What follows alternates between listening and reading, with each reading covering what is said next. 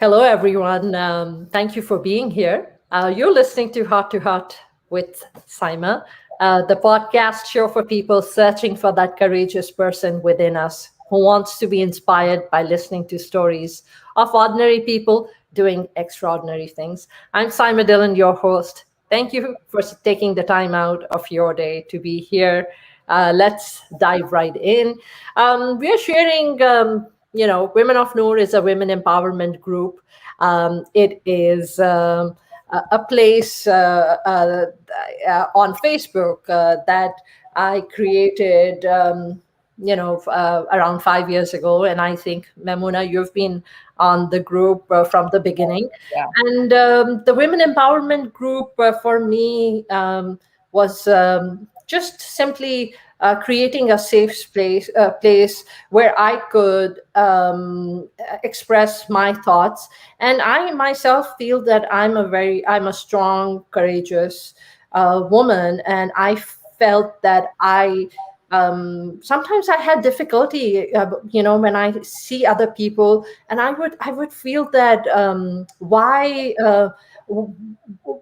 are women not able to lift themselves and empower themselves. And I think for me, creating this platform of Women of Noor was that place. It was created by with me and two other friends, and a safe place where we could express ourselves, our thoughts, especially because just to be authentic, to be able to express what you feel and not worry about what other people are thinking. And with that, I want to welcome Mamoona Khan on the show, on my podcast, Heart to Heart. Welcome, Mamoona. How are you? Good. Thank you, Saima, for having me on.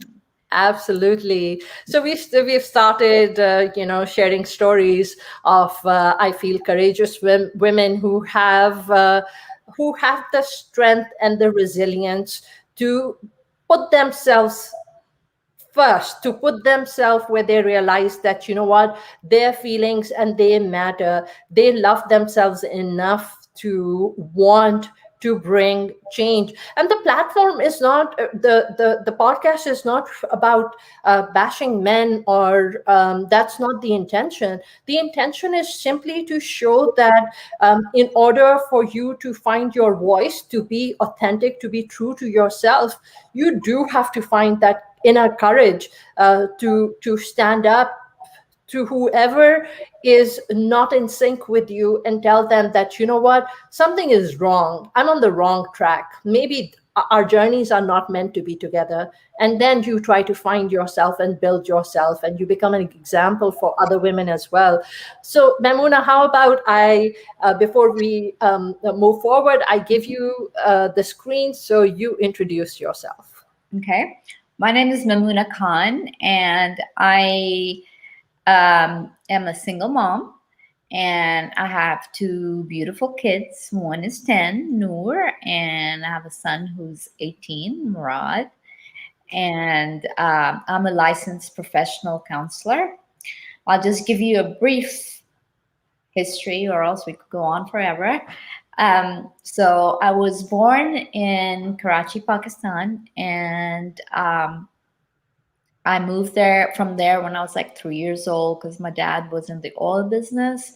So we moved to Saudi Arabia, Jeddah, for just a few years. And then my dad decided that, he's going to move the family here to the US and Plano. And so I've been in Plano all this time since 1980. So went to Plano schools. My kids, it's kind of cool. My kids are going to Plano schools. And I graduated with a degree in psychology.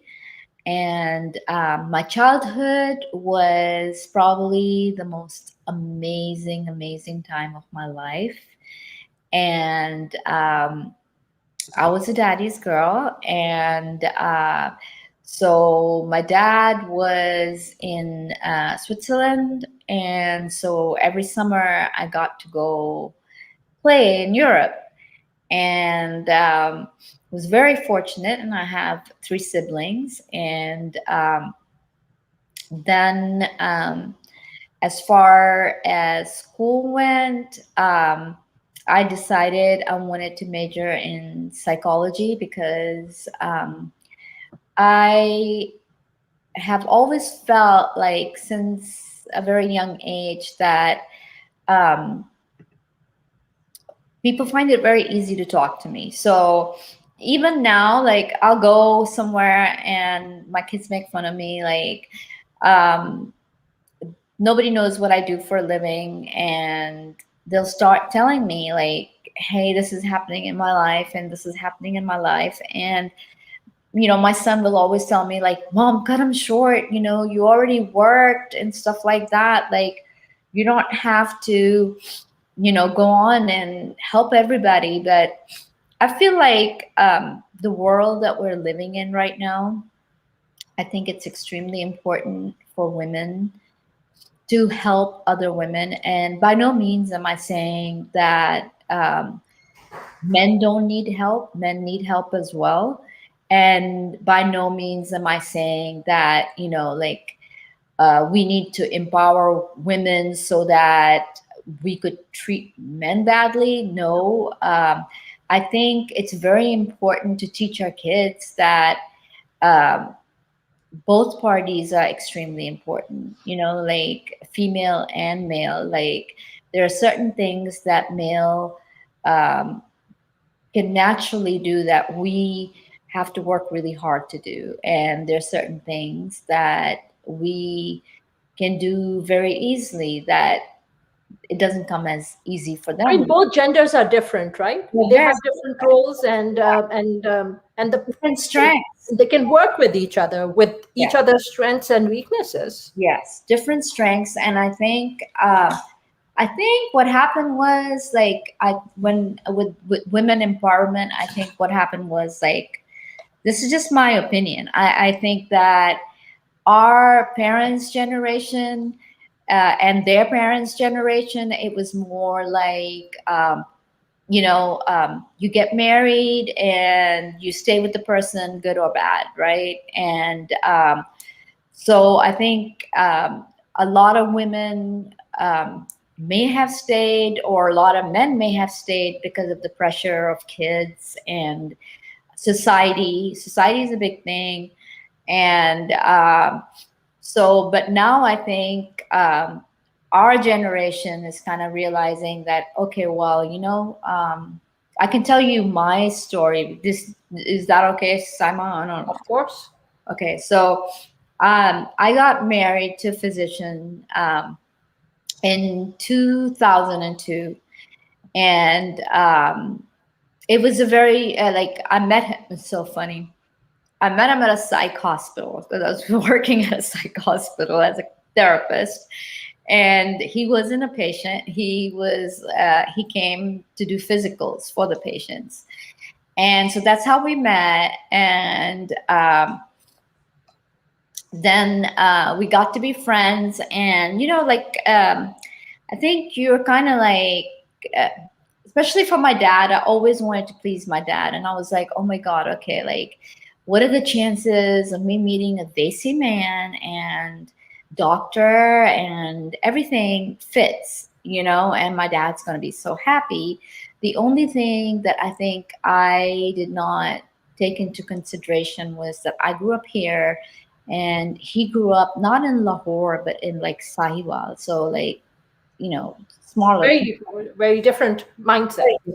Very different, right? And so Probably upbringing as well as very mindset. different, yeah, very different. And but he seemed to have adjusted really well. But when you first meet somebody, you overlook a lot of things, right? You overlook and everything's cute, like, oh, they're doing Because this. it's the initial love and it's the initial phase, and you don't really get to know someone until you actually, You actually, start living together. yes.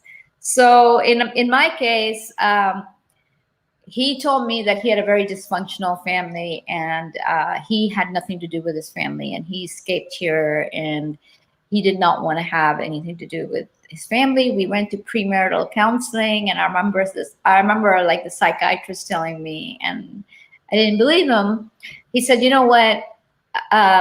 He's saying that now, but nobody leaves their family." And so I was just like, okay, whatever, you know. And so his family was like, we can't accept her, you know, she's too Americanized. They wanted to pick somebody for him. And so they never came to the wedding, or long story short, they never accepted me or my kids. I got pregnant with my son 2 months after we were married. And so he's 18 now. Um, so the relationship wasn't, you know, too bad to start off with. And then I think it became, um, it became more apparent that we were like two very different Different. people. And you know, growing up, I had friends that were like, because in the 80s, we didn't have that many Pakistani, Indian, Asians, or anything like that. So I had friends that were mixed, like Arabs, Iranians, and all these, you know, white people and stuff. And I think I felt more comfortable with them because, Do you feel that it is that way because you have more room and space to be more authentic, to yeah. be yourself, Hmm. versus if you are amongst more desi people? Do you feel a pressure that that you're being judged for being authentic, or for to, you know, when you're expressing yourself? And I think that's definitely because, Mamoona, you grew up here, and you came from a relatively liberal background. And I mean, I grew up in Pakistan. I grew up in Karachi, and I Hmm. did my schooling, and then I came here. And I think my dad, I was, my daddy's girl as well. And just like you had a very empowering father, a Punjabi family from, Lahore, but just very female oriented, where, like my grandfather, his daughters, who are not even alive anymore. I mean, the elder daughter who's not even alive, and the younger one. I mean, just very empowered women, strong, very strong women. Very strong women. And Yes. yeah, and So I, it's not like the liberal are not there. They yeah, are. It's, they are, but I just didn't pick one. So it's the mindset, it's the and mindset. I think what you experience, for myself, having girls who are, who were born here, who are growing up here, they are of a very different mindset. A lot of girls I come across over here, in their 20s, they do not want to, their mother specifically, their mother say, no, our girls do not want to get married to a boy who is coming from, who was born and raised overseas and came here for studies. The daughters do not want to get married to someone who is not born, raised over Right. here. Because I think you can relate to that. a lot of adjustment, and then it was just, I'm sure, like, he's married now. We got a divorce, so it was a very. I waited. It was a very abusive, very mentally, very verbally, emotionally abusive marriage, but I kept that away from my parents, and because I didn't know how to tell. You And think that was a mistake now that you look back? Sama, I don't know if it was a mistake. Like, I think keeping it from my dad may have been a mistake, keeping it from my brother.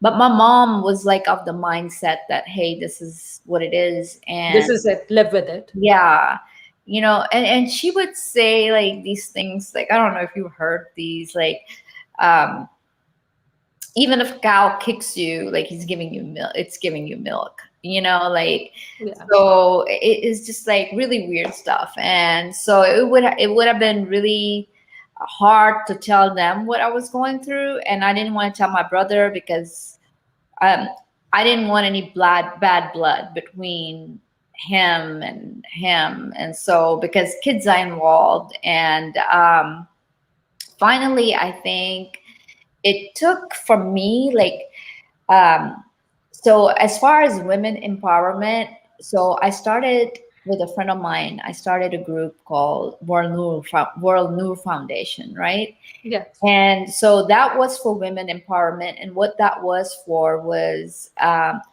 lot of times when women, their kids go away and stuff, they're lost. They don't know what they're supposed to do because all their life they've been taking care of the kids, whether it's women from all cultures, Yeah. and then they to start over would be hard. So we have this thing where like, let's have them start over, help them. And so we went to UAE and participated in like a lot of stuff over there and stuff. And then my father passed away. And I remember. yeah, so when my father passed away, I think sometimes grieving can change you as a person, especially when that person is your foundation that you lost, right?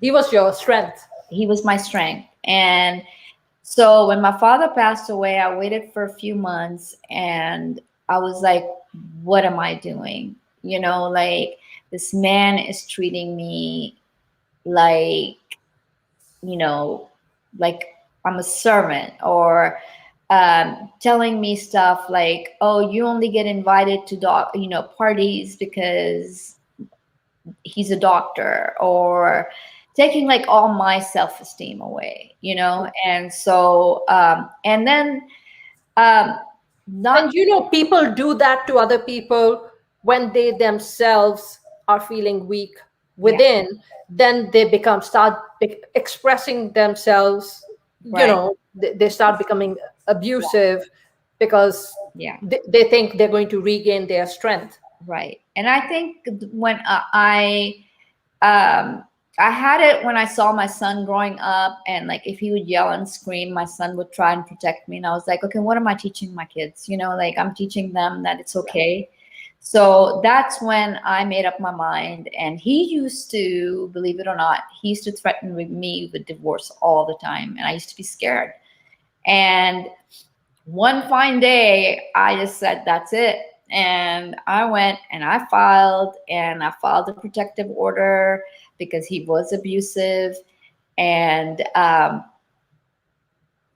so this was in 2015. He dragged the divorce to 2019 is when, Wow, 4 years. 4 years. Yeah. How So traumatic was that? yeah, so it was a never ending thing. It was going to courts. We went to court. Went. He made us have 3 trials, and it was just anger. It was anger that how dare she, And as a therapist, I see that a lot with men from certain culture when their wife wants to walk away. It's to them they take it personally. It's like how dare she? But It's my job to leave do her. you see that in cultures, or do you see that happening in specific cultures? I think it's there in every culture. I just feel we think that we are all kind of so different, but when we actually give other people a chance and we get to know people from different cultures, we just come to realize how similar we are.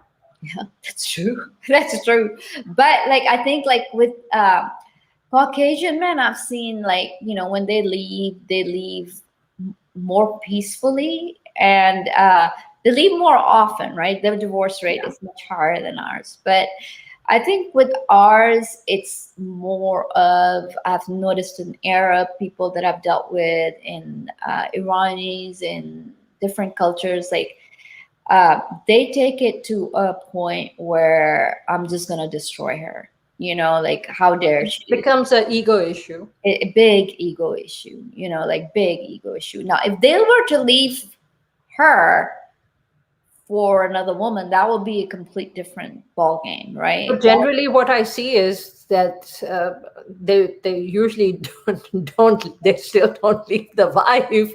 There might be extramarital affairs happening. Yeah, Yeah, but if they were to leave their wife for somebody else, like I had a case with the Pakistani lady, and he was still like upset with her for, not accepting that, hey, I can have two wives. And she was like, no, I don't want to go with that. And so, I mean, and I don't know, she went through a hard time. And I think that's why it's so important for women to stick together. And I think women from like different cultures, we feel like, oh my God, okay, um, she's divorced, like, okay, so, and I have not experienced that with women were very, very encouraging with me, including you yourself, like when I was going through what I was going through. And then one of them, like I remember one Pakistani lady, like I was at a Starbucks and she came to me and she said, you know what, I want to tell you something. And that just made my day. She was like, I'm so proud of you. She was like, you actually did something, and we all knew like he wasn't good for you. And that made me feel good because I felt like, okay, well, now that I filed for divorce, I'm ousted from the Desi community, Do you feel that that is something that's just ingrained in you because you feel you don't fit, and because your mindset is different, which is something that I know a lot of our kids feel that as well, because they just cannot resonate with Right. uh, That's yeah, that's exactly. It was nobody made me feel that way. yeah. It was what I felt because I remember like when I was married and I would go to Desi parties, I would actually have an anxiety attack. I would sit in my closet and I would be like, and and we have parties Friday, Saturday, Sunday, right? Same people. And I'm like, I would just sit there and I would be like, I can't do this. I can't do You this. felt like a misfit. Yeah, I was like, what am I going to go there for? What? So, and everybody was really sweet. It wasn't like anybody was mean, not inviting or anything. It was just me. Like I didn't fit in, Yeah, And when I was with my own friends, I had a lot of fun. yeah, because So you could be yourself. I could be myself, and that's I think every woman should feel that way. Actually, every individual, that's what Every you've come into spirit. this world, Yeah, right? You, yeah, whether you are, I mean, male, female, whatever, um, if you're in this world, you have a right to feel however you want to feel exactly. and be who you are meant to be, regardless of the gender. Yeah, exactly. And not women, I think it's very important that we uplift each other, So no matter what culture we're from, like um, we need to be uplifted. We don't need to be in competition with ourselves, like I don't understand women who have affairs on their husband, or I mean, I don't understand uh, men who are having affairs and they're married, because I'm thinking, okay, yeah, it's the man's fault, right? He's married and he's having the affair. But I also feel like as the other woman, you It should have takes two to respect. tango. Yeah, you should have respect for the wife or the girlfriend and say, hey, she's a woman too. And if it's going to happen to her, it's going to Right. happen to me, but we become more like competitive in between each other. And okay, well, Vindictive. yeah, very vindictive. The bullying, when I see teenage girls and stuff, bullying is much worse with girls than it is with guys. Guys fight it out and they're done. Uh, Girls will use social media, they will use everything to destroy the other girl. And we hold grudges for much longer. Yeah, we have a record in our mind, right? Like we could both go back and say, Yeah. oh, this person said this, right? and, So, and I mean, I'm like that too. A yeah, lot I might forget, but certain things which might hit me in my, it's a punch in the gut. I will archive them and hold them for life, and it shouldn't be it should that be way. I let need to go. teach myself to Yeah. just let go and be free of those Mhm. emotions, and Mhm. just that it's Right. okay, forgive, and Right. others forgive you too. Right. And that's what you were telling me. And that's what I was saying, that, you know what, um, you're extremely strong, because I think forgiveness is extremely important. And it's easy, like for me as a therapist, to tell people that, like, forgive and move on. Don't let people rent space in your mind. Don't do this, don't do that.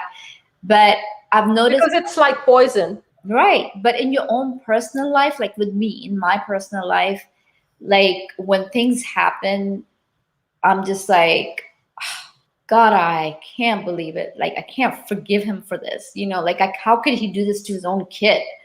And forgiving, like, I don't care what he does to me. So I have no idea this thing. But if you do it to my child, you're messing with me personally. So that's Which where I is have an issue. true, but except that in this case, because he happens to be the father, Yeah. and if he's messing with his children, and if you have that mindset, it's a double-edged sword, because no matter which way you look at it, it's going to the victims are going to be the children. Yeah, and they are, and They they are. are. Unfortunately, they are. Yes. But Uh, the children are very resilient, and what children want is just to see their parents happy. yeah. And if it comes to that point where parents don't want to be together with each other, Hmm. and the journey has come to an end, I just feel it shouldn't be dragged on for years and years and years, No, right? no, Because life is so valuable. no. But I think in our culture, it is dragged down for years and years and years. Even once the kids leave, oh, who's gonna marry my kid? Oh, who's gonna do this? Oh, who's gonna do that? So it keeps. I just think that's such a waste of time. It is. Yeah, and I think it's such a facade, like you're going to parties together, you're sleeping in different rooms, you Yes. are like, you're wasting your time that you could be. I'm not saying go find somebody else, more power to you if you do, but at least, you can be very lonely in a marriage. Yeah. And And most people actually are, yeah, because the percentage of people who are actually happy in their marriage is yeah, very is low, a very small percentage. very Because look small. at it this way, Mamoona, it's like you especially in our culture, with arranged marriages, and even with marriages where people know each other, but when you actually get married and you start living together, I mean, there's a 50% chance that it's going to turn out to be It there's is going a to be 50%. incompatibility, right? Yeah. And if that's the case, but the thing is that I think we just need to raise, um, uh, uh, kids who are strong, who are independent, who know what they want. Because honestly, when I was in my 20s, it was just came from Pakistan to the US as a student for my studies, and I mean, I was just clueless. Yeah. It was an adventure, and that's about it. Mhm. Didn't really have the maturity to understand um, what life is really about. Yeah, yeah. And that's what we need to teach our kids. Like with my son, like I teach him, I'm like, you know what? We're equals. I'm like, do not think that, you are going to treat a woman wrong, or you're going to get away with it, because women, in a way, are very strong. We give birth. No man could do that. Like, I can tell you my own thing. Like, when I got divorced, what he did, that's why the trial took so long. Like, we had properties, we had everything. He burnt it to the ground because he did not want me having it. He didn't want him having it. He didn't think about the kids. So I had to start from scratch. And Sama, when I tell you scratch, I'm talking scratch. You know what helped me was COVID, because I was like, oh my God, how am I going to build my practice? Like, because I've been out of it. What do I do?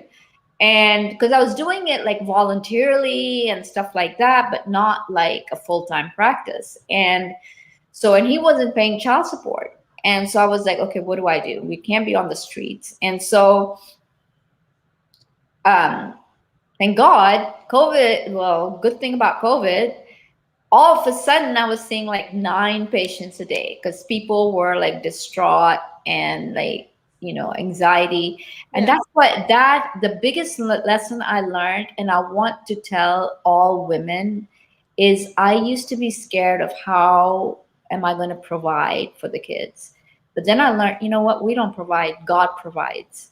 And he will find a way, so that you have shelter, you have food, you have your needs, and you can meet your kids' needs. And he's the provider, but it's so ingrained in us that it's the man, it's the man, it's the man. Now, thank God, like I've been working like 2 years. My kids are not missing out on anything. What they're missing out on is anxiety. They're missing out on people yelling. Uh, and those are things that they don't want. They Yeah. have peace now. And so being a woman, it's a very hard step to take. It's an extremely hard step to take. Yeah. But I think once you take that step, I'm not saying you're never going to have that thought that, oh my God, was that better? Was this better? Or whatever. But I think the peace of mind that you find, nobody yelling at you, you Yeah. working at your own pace, you doing what you want to do, like you're sleeping on your own time. You don't feel like cooking, don't cook. You don't feel like I would get a call, I'm 5 minutes away, have tea ready, and so now I don't have any of that. And I'm just like, oh my God, I could like really live like this. It's So, like, Mamoona, as we approach the end of the show, what advice would you like to? What's the biggest advice that you can give to women? the biggest advice I think I can give to women is we are stronger than we think. And, it takes a lot of strength to stay in a bad situation. So they're not weak, they're strong. But there is a way out, and life is short. I mean, we want to be happy, and we want to help, and we should have places where if we want to get out, we get help. I'm not just talking about shelters. I'm talking about, um, support groups for women who want to get out, and where you can recommend them like an attorney. You can say, hey, this is what to expect from an attorney, questions to ask, do this, and one main thing I would tell a woman is, I don't care what kind of job, when you're married, I don't care how happy your marriage is, work, have your own money, and do not depend on a man for money. Do not. No matter how rich he is, no matter what he is, have your own money. Be And independent. yes, it's going to make you feel good. Teach your daughters that, teach. I mean, it's so important to teach. Not, they don't have to say yes to things they don't want to say yes to. We have a voice, and we have the right to say no. And I think, yeah, if somebody wants to hug, no, like with our little girls, we'll be like, oh no, go hug that uncle. No, if they don't feel comfortable, no. And teach them to be strong, teach them how to fight. I mean, not fight like physically fight, but fight for their rights and what they Their think. self-confidence, their self-esteem, Yes, right?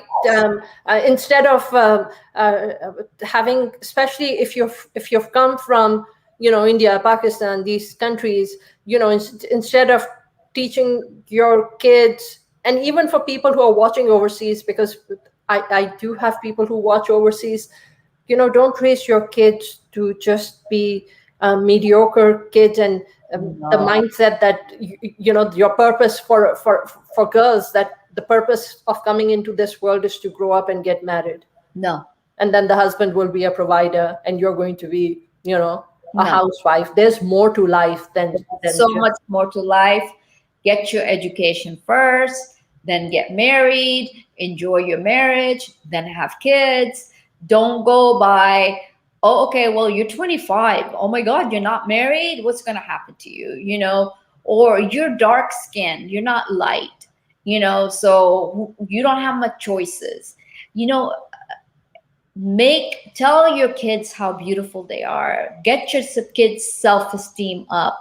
Let them know it's not about looks, because you know what, looks fade. And uh looks I mean looks only take you so far, and then it's who you are inside. And And at the end of the day, you have to be a survivor. you have to be a survivor. I completely get that. Yes, you have to be. So And I'm just so raise glad. strong daughters, strong girls, Yeah. and be strong yourself. Mhm. Because if you yourself are not strong enough, you don't love yourself enough, you will not be able to teach You're your children to love themselves. Yeah, yeah.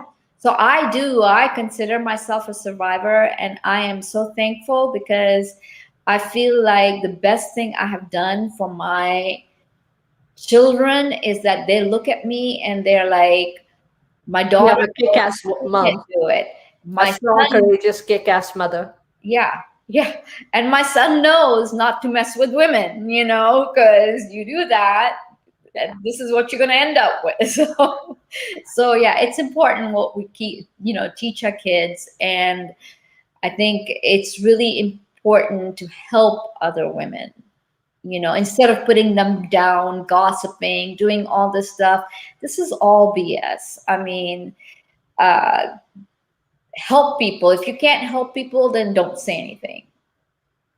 Well, Mamoona, it was an honor and a privilege to have you here on the show Thank and come and share your story and be a woman of Noor, and, you know, um, to just uplift others and to show others that, hey, that, even when you hit rock bottom, there is a way out. But be a role model, be an example, someone your children can look up to you. and be proud of. Mhm. Thank you so much Thank you. for being here, Mamoona. Thank you so And much. you're most welcome. I'm going to remove you from the stream so I can end the show. Um, friends, thank you for watching the show. If you would like to come on the show and be a guest and share your story or share whatever it is that, that the words that you can provide, how you can motivate others, we would love to have you. Just go in comments and type the word guest and just let me know what you would like to share, and so we can bring you on. Thank you for watching, and take care.